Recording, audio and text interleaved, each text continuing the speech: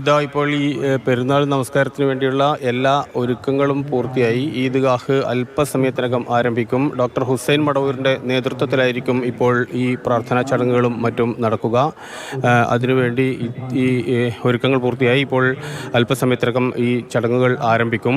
ഏതായാലും ഒരു മാസത്തെ വ്രതാനുഷ്ഠാനത്തിന് ശേഷം വന്നെത്തുന്ന ചെറിയ പെരുന്നാൾ അത്യാഘോഷപൂർവ്വം കൊണ്ടാടുന്നതിന് വേണ്ടി വിശ്വാസികളെല്ലാം തന്നെ ഒത്തുകൂടിയിരിക്കുകയാണ്. ഇവിടെ ഈ കോഴിക്കോട് കടപ്പുറത്ത് കാണുന്ന ഈ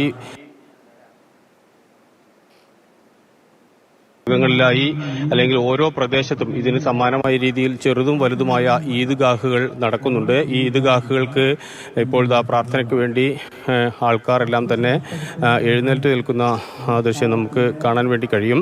അങ്ങനെ പല സ്ഥലത്തും ജില്ലയുടെ പല ഭാഗങ്ങളിലായി ഇതിന് സമാനമായ രീതിയിലുള്ള ഈദ്ഗാഹുകൾ നടക്കുന്നുണ്ട്.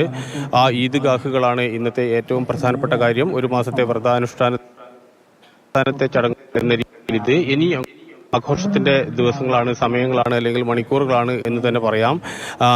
അത്യാഘോഷപൂർവ്വമായിരിക്കും ഈ പ്രത്യേകിച്ച് ഈ കോഴിക്കോടിന്റെ ഭാഗങ്ങളിലും മലപ്പുറത്തിന്റെ ഭാഗങ്ങളിലും എല്ലാം തന്നെ നമ്മൾക്ക് ഈ റംസാൻ മാസം തുടങ്ങുന്നതും അതോടൊപ്പം തന്നെ വിശ്വാസമാണെങ്കിൽ അതിൻ്റെ അങ്ങേയറ്റത്തെ എല്ലാ ചിട്ടയോടും കൂടിയുള്ള വിശ്വാസവും, അതിനുശേഷമാണെങ്കിൽ ഈ പെരുന്നാൾ ആഘോഷമാണെങ്കിൽ അത്യാഘോഷപൂർവ്വം അവരത് കൊണ്ടാടുകയും ചെയ്യും. ഇത്തവണ തെരഞ്ഞെടുപ്പിൻ്റെയൊക്കെ പ്രചരണത്തിൻ്റെയും മറ്റും ഇടയിലാണ് ഇത്തരത്തിലൊരു റംസാൻ വന്നു ചേർത്തതും ആഘോഷങ്ങളെല്ലാം വന്നു ചേർന്നത്.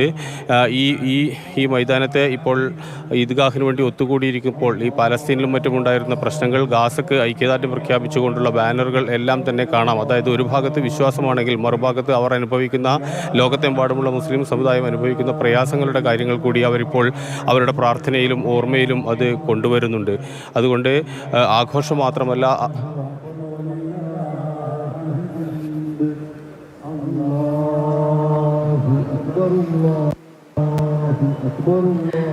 അങ്ങനെ നാടെങ്ങും ഇതുപോലെ ആഘോഷത്തിൻ്റെ ഒരു ലഹരിയിലാണ് എന്ന് തന്നെ പറയാം. എല്ലാ ദേശത്തും ചെറിയ പെരുന്നാൾ ആഘോഷിക്കുകയാണ്. അപ്പോൾ ഈ എല്ലാ ദേശത്തെയും കാര്യം പറയുമ്പോൾ കേരളത്തിനൊപ്പം ഗൾഫ് രാജ്യങ്ങളിലും ചെറിയ പെരുന്നാൾ ആഘോഷത്തിൽ തന്നെയാണ് കേട്ടോ. വ്രതശുദ്ധിയുടെ 30 നാളുകളൊക്കെ പൂർത്തിയാക്കി ഗൾഫ് രാജ്യങ്ങൾ ഈദുൽ ഫിത്തർ ആഘോഷിക്കുകയാണ്. പള്ളികളിലൊക്കെ പ്രത്യേകം തയ്യാറാക്കിയ ഈദ്ഗാഹുകളൊക്കെ നടക്കുന്നുണ്ട്. ഇന്ന് കേരളത്തിൽ നിന്നുള്ള മതപണ്ഡിതരൊക്കെയും അടക്കമുള്ളവരാണ് ഈ നമസ്കാരത്തിനൊക്കെ നേതൃത്വം നൽകുക.